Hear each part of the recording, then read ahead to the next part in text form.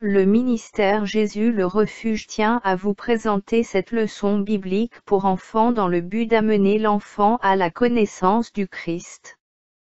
Ces images sont basées sur les illustrations de la Bible pour enfants. Nous remercions cette mission de nous avoir permis d'utiliser son matériel pour promouvoir ce projet. Ces images constituent un support de grande importance pour l'enseignement de nos enfants. Daniel le prisonnier. Histoire de la parole de Dieu, la Bible. Extraite du livre de Daniel 1, 2. Daniel et ses 3 amis vivaient en Israël. Un jour un grand roi vint dans leur pays natal et emmena tous les jeunes hommes intelligents dans son pays. Le roi avait un nom très long, Nabuchodonosor, et il vivait dans un pays lointain appelé Babylone. Les jeunes hommes étaient très bien traités à Babylone. Le roi avait choisi les meilleurs et les plus instruits jeunes hommes de tous les pays du monde. Il avait prévu de leur faire apprendre la langue des Babyloniens afin qu'ils puissent devenir ses serviteurs et qu'ils l'aident à gouverner le royaume. La nourriture était bonne aussi. Les jeunes hommes mangeaient ce que le roi mangeait. Mais Daniel et ses amis ne voulaient pas manger cette nourriture car elle était dévouée à de faux dieux. Daniel avait promis de ne rien faire contre son Dieu.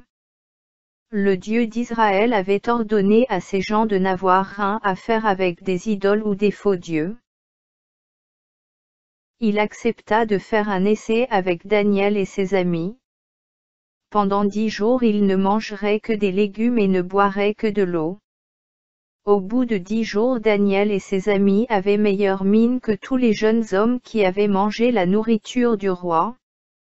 Daniel et ses amis purent donc continuer à manger des légumes et boire de l'eau. Ces jeunes hommes honoraient Dieu. Et Dieu les avait honorés. Dieu les rendit savants et intelligents, et Daniel eut la sagesse pour comprendre les visions et les rêves. Après 3 années à l'école de Babylone, tous les jeunes gens furent présentés au roi Nabuchodonosor. Il choisit Daniel et ses 3 amis comme les meilleurs de tous les jeunes hommes. En fait, le roi découvrit que Daniel avait plus de sagesse que tous les devins et magiciens de son royaume. Une nuit, le roi fit un mauvais rêve. Il appela ses magiciens, devins et sorciers. Le roi dit, « J'ai un rêve qui m'a beaucoup troublé. » Les sages demandèrent, « Longue vie à toi, notre roi. Raconte-nous ton rêve, et nous te l'expliquerons. » Le roi répondit, « Non. Vous devez me dire ce que j'ai rêvé et ce que cela veut dire. Si vous ne le faites pas, je vous ferai couper en morceaux, et vos maisons seront brûlées. Mais si vous me racontez mon rêve et si vous me l'expliquez, vous recevrez beaucoup de cadeaux et de grands honneurs. » Bien sûr, aucun des sages ne peut raconter au roi son rêve. Les sages du roi lui répondirent, « Personne sur la terre n'est capable de faire ce que tu demandes. Seuls les dieux peuvent le faire et ils n'habitent pas sur la terre. » Le roi devint très en colère. Il ordonna, « Tuez tous les sages de Babylone. »